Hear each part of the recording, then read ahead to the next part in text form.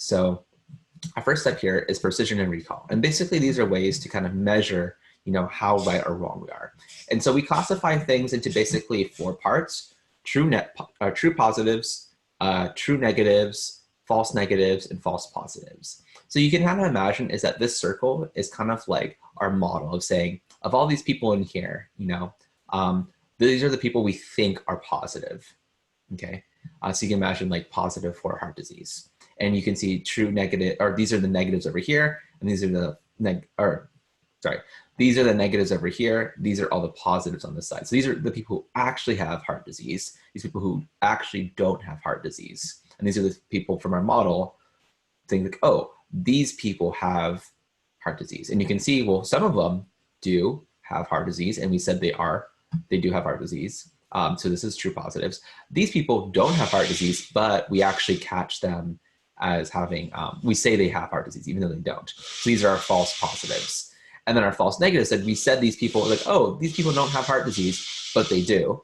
And the opposite over here is like, well, we didn't say these people have heart disease, and they also don't have heart disease. So we got these correct over here. And so basically we can use this kind of graphic, this kind of like splitting up of true positives, false positives, and such to do some metrics. So for example, precision is basically how many true positives have you had divided by all of the ones that you said were positive.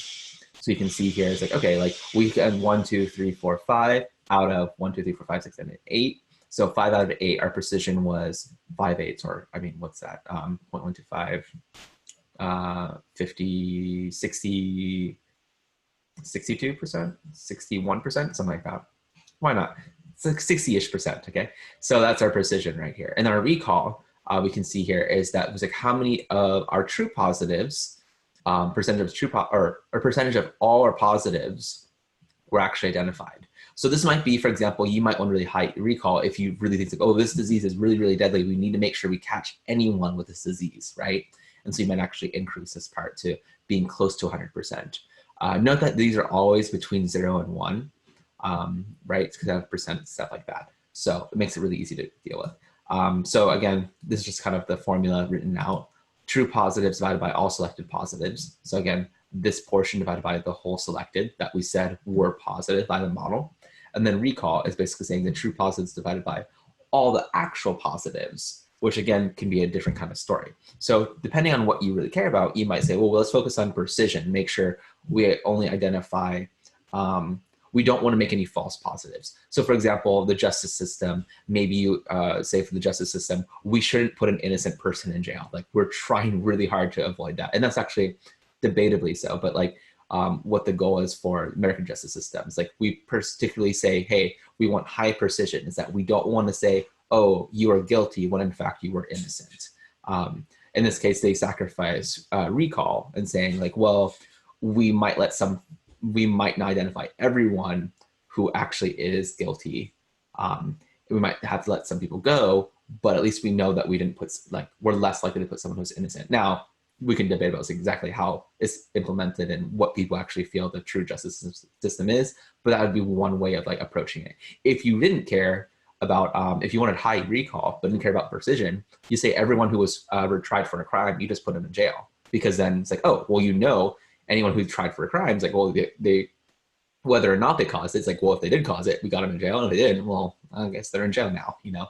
This is a high recall versus a high precision. It's like, well, we want to make sure only the people we put in jail actually are people who commit those crimes.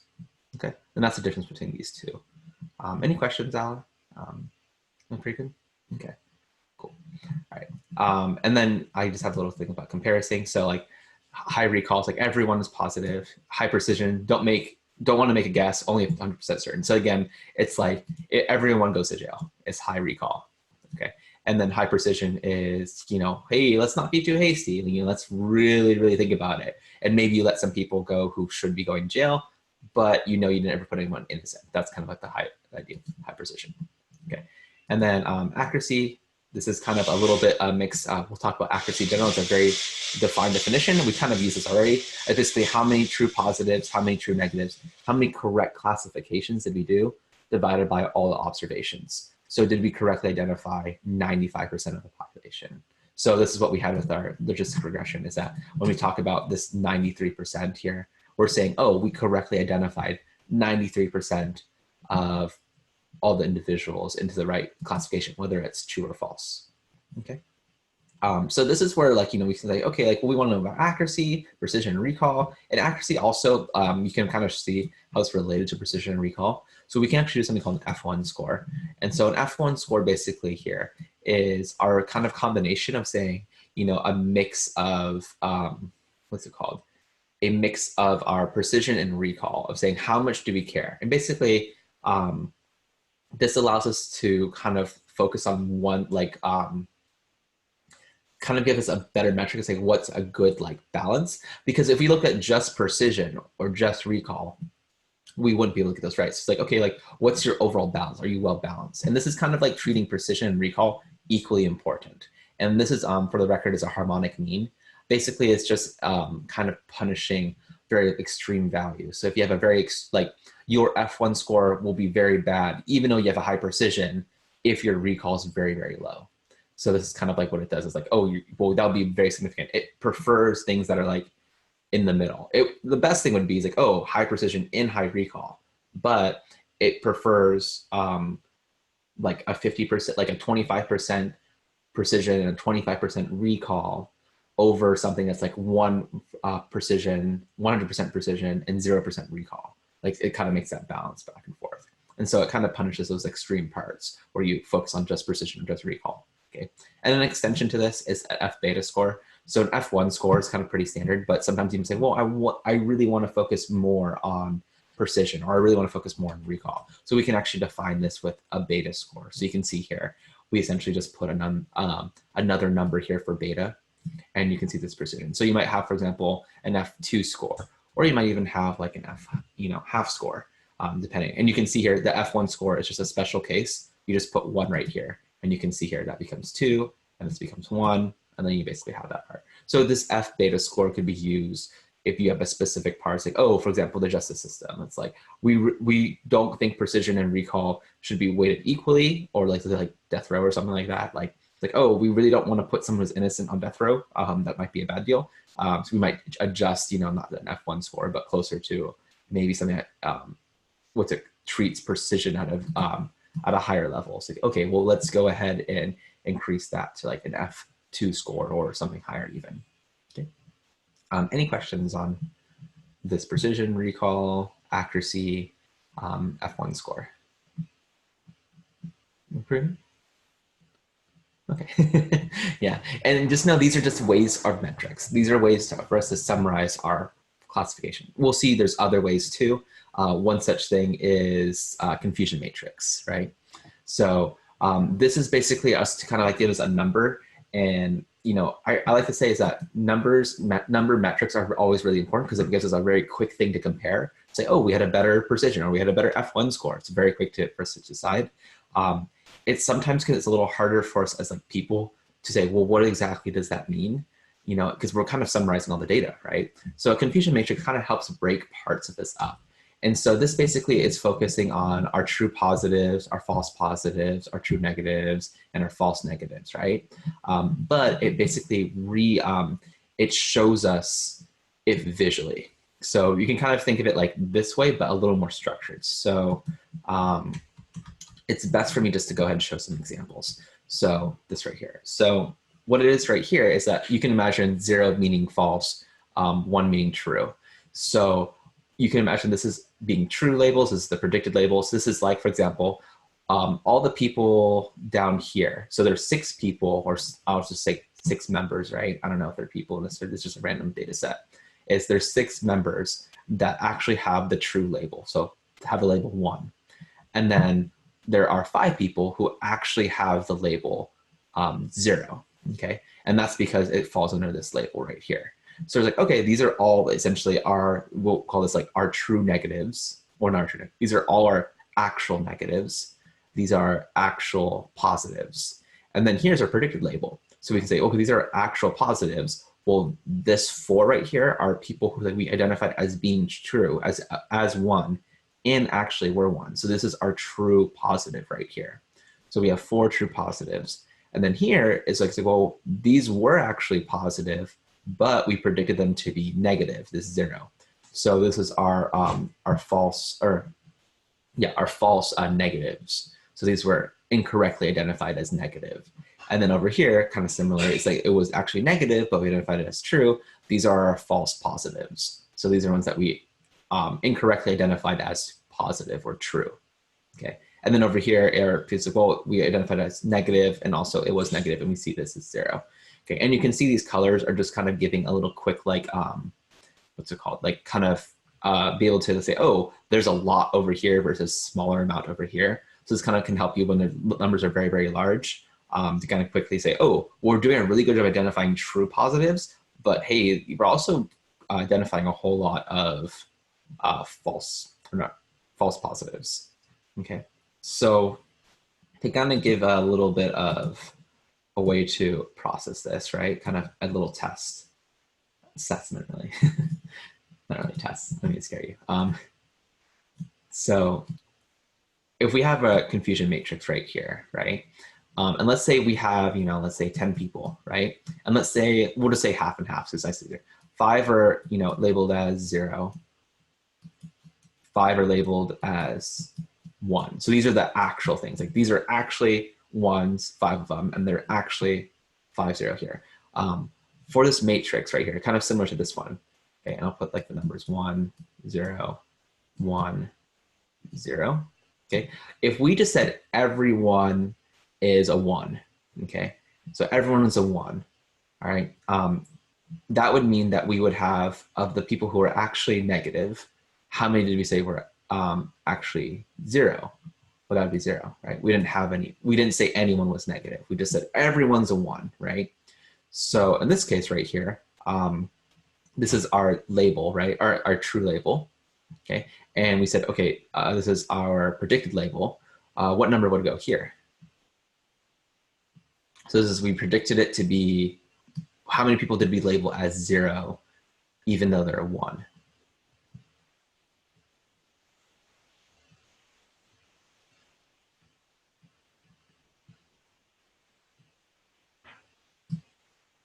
So just kind of repeat a little bit, is that we said everyone's a 1. So everyone's a 1, that's how we labeled it, say everyone's a 1. So how many people are labeled as 0, even though they are actually 1? So we predicted that everyone's a 1.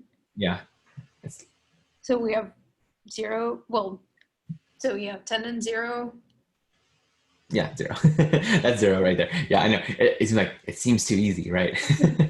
I used to have in a physics class, our professor was telling us when he was in like undergraduate, the professor would always, his professor, right, when he was younger, would always say, hey, like, and what is this number? And there's always this, they called him the 0 guy, because basically he was always in class and said, it's 0. And it's like, because a lot of times when they ask, it's like, oh, what is this extreme value? It's like, oh, it's probably 0 or 1. Like usually that's kind of like how it goes. So no worries. Sometimes it feels like too easy. I'll put a little slash to make sure that's 0. Okay, so this might be a little easier then. How many are, we labeled everyone as a 1, okay? How many of those labels, right, of 1 were actually a 1? So what number would go here? 5. 5, good. And our last one, how many of the people who were actually 0, but we labeled them as a 1? 5. Also 5, yeah. And that's because we just said everyone's a 1. So you can see here is that, first of all, the quick thing to kind of realize, like, oh, if we just add up everything in here, that is the total number of like individuals, right? And then you can see it's like, well, this is basically, this will add up to everyone who's labeled as a 1. Since we labeled 10 of them as 1s, this will be 10 right here. And then this side right here, we'll say, what are the true labels? Well, they're only actually, 5 zeros, so this would be 5 here. Okay, if this was instead something like this was 3 and this was 7, okay, well, in that case, it's like, well, the numbers that were actually 0, but we labeled as 1, this would be 3.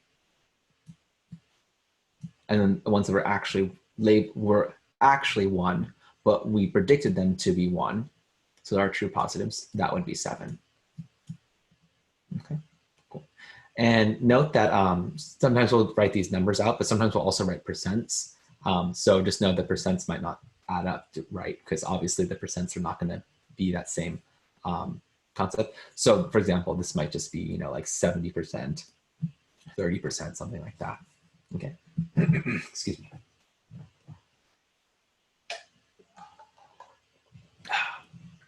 So this is a simple like yes or no binary. You only have a 0 or a 1, nothing else. Okay, or heart disease, no heart disease. So this leads us to our multiple class, which is a fun one. So I can go and clear this out.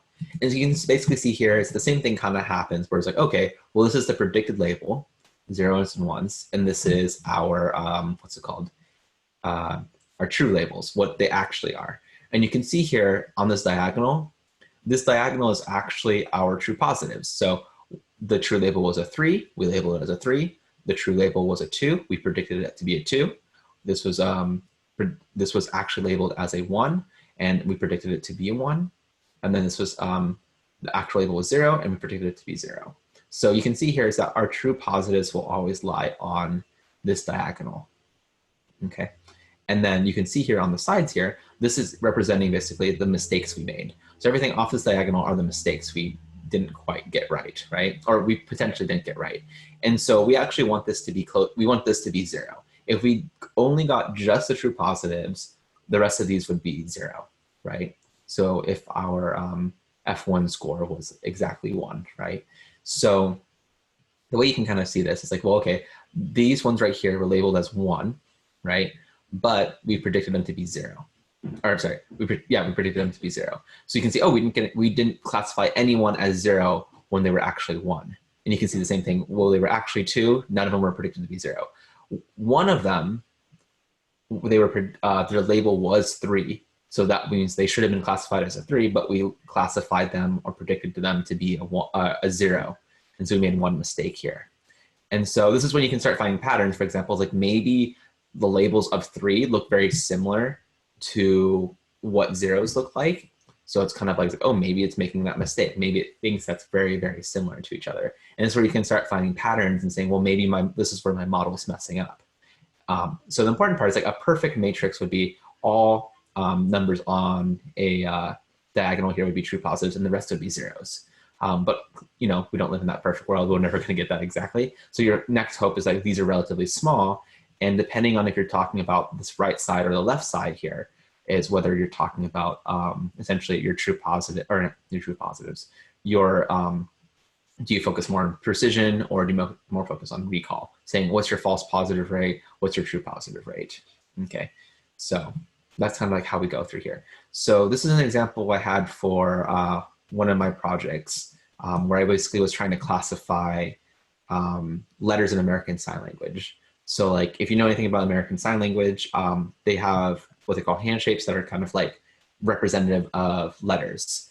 And so you can think of those as like, you know, like this is like the letter A, it's the letter B, letter C, D. There's a couple letters like J and was it Z that are actually like moved. And those ones I want to consider, so only like static images. So basically I had pictures of like someone doing some letter, right? And then say, okay, you know, ask the computer, what is this letter, you know? And it would try to classify this as an A, B, C, D, or whatnot. And so that's kind of like a classification. So you can imagine there's actually, in this case, 24 letters since I didn't include J and Z. So there's basically 24 different labels. There were 24, you know, there were all these points that were labeled as either A, B, and C, and D. And then I did a prediction and said, okay, I think this is an A. Oh, I think this one's a C. Oh, I think this one's a D, and all that stuff. And so it actually built this full class confusion matrix, which, just warning, it's a little intense because it's, you know, obviously a 24 by 24 matrix. And you can see here the letters A, B, C, D. So these are the actual these are kind of flipped over. This is the prediction. So I predicted this to be A, all of these ones to be A. I predicted these ones to be B. And then on here, the actual labels. So all of these would have been predicted as A. So you can see here, I got most of 82% of all of the true labels to be labeled as A here. And you can see here there's some mistakes. For example, I didn't label anyone as B, even though they were A, or C, or D. I labeled some A's So this is like the letter A, for example. I labeled like about, I think it's like less than 1% of all the A's as labeled as an E, and this is an E. So you can see it's like, oh, that kind of makes sense. Like, the computer's like, maybe they're kind of similar, especially like a B. Like a B is very different from an A. And so we can actually look really closely. It's like, okay, what other mistakes you made? He's like, oh, well, I guess here, this is the letter S. Well, the letter S looks like this. And it's like, oh, that's pretty similar. It's like, okay, that kind of makes sense. And this one you can see like they're relatively small. Actually, does a pretty good job figuring out what A is, okay? And so we go through here. Oh, I kind of messed this up. I think predicted as A. No, that's right. So if it was labeled an A, if it was an actual A, it did a pretty good job of actually finding A. Now these ones is kind of fun on this side is all the things that the computer thought were an A, even though they weren't. And you can see here, there's definitely like some islands of like, things that were identified well and other things that weren't. But this one in particular is very strong. About 25% of these parts are actually labeled as A when they're not. And we can look down and we can see here, that's the letter T. So this means that they were actually the letter T, but I labeled them as A. So in this case, it's like, well, this is a letter T and this is a letter A. And you can say, well, that kind of makes sense. Like going from here to here is pretty close, especially if you look at the pictures, they're kind of pixelated and stuff like that. So like, okay, that's kind of understandable. So it's like, okay, this actually makes a lot of sense. And you can see here, it's like this whole diagonal here is all the true positives. And some interesting ones are like these kind of like squares. And the reason why they're squares is just because they made mistakes that were close by. But what's interesting is like the letter M and the letter N, you can see does really, really poorly. Well, the letter M, it looks like this, and the letter N looks like this. And you can see, it's like, well, that's really close together. That's that's a relatively easy mistake. It's like, okay, this is something I can maybe focus my model on. And there's some other weird ones you could probably find in here, like this D, this one is, I think, a D and a U.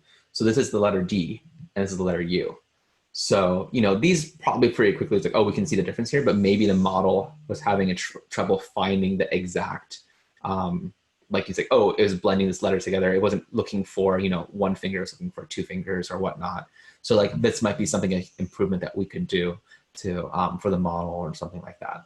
But this is how you can very quickly kind of look at this without having to get through all the big code. This could technically be summarized as one number, as one F1 score.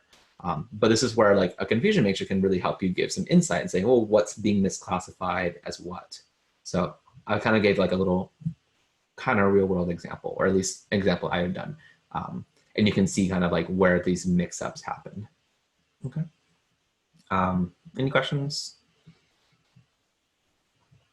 I was wondering is there any reasons I noticed in all of the matrices, the actuals, right? The true label, it doesn't go like from like, let's say A being like the 0, but it's like inverse. Is there a reason for that?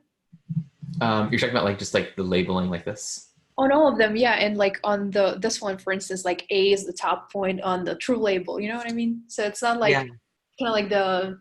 Yeah, I think it's more preference, or maybe it's just kind of style of like how it's usually you'll see like in that left to right diagonal, and this kind of makes it easier to read. Like if we had flipped, like let's say I'm trying to think of a good one we could do.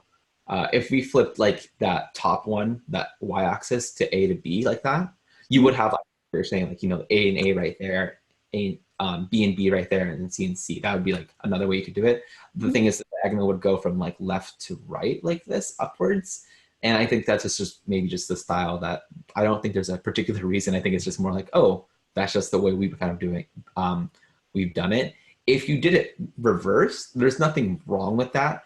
It just people might be thrown off, being like, wait, like, why is it going this way? You're like, oh, okay, it's because it's flipped from like the typical. So it's kind of like how we graph, like going from like, we start from left to right, like, at least in English, we say, oh, we start from the very beginning and then we go from left to right as increasing. It's like, well, that necessarily doesn't have to be true. It's just that's something we all decided to do. So kind of same thing if we flipped over that bottom x-axis to, y to A, well, that's starting with basically, what's it called? Like, going basically right to left. And so I think it might just come from the convention that in English, at least, we go from left to right. So we start with the small, like the low classification, which in this case is just letter A, but it could be like 0, 1, 2, 3. We go left to right. And then going from top down, we read from top down. So we go, okay, 0, 1, 2, 3, 4, 5. Even though mathematics, you probably know from like our coordinate system, we'll usually go from 0, we count upwards for that. So I think that's might be why. I think confusion matrices might be kind of old. Oh, I'm sorry. And this is one quick thing. Okay, gonna be 7 enough time. I just want to make sure. But this was one model. I used the VGG 19 or 16 model. So this is an example of one type of model that I used. And like, okay, you can see this classification. But then also I have this ResNet 50 model, so a different way of classifying it. And we can more easily compare some differences. For example, we can say, oh, it did really badly on this letter T, but you can see on some aspects, for example, this letter M and N, it has a less confusion on here. So you can see here is that this M and N, you can see that was 45, this was closer to 77. So you can start comparing the models more easily. And so you can imagine like doing many different kinds of models and comparing all these different confusion matrices. And it's useful in that sense, especially if you only have 1 or 2, or you weren't trying to find exact patterns within here. But if you were trying to measure, like, so, you know, how well is it doing each time? And it's kind of like, well, this would be really annoying if you had like 20 different models and looking at each individual confusion matrix, trying to say, well, which one is better? It's like, well, this one's better at some points, you know. It's like, it would take a lot of time, where we just want like a very quick, like, well, which model is overall better? And this leads us into our next part,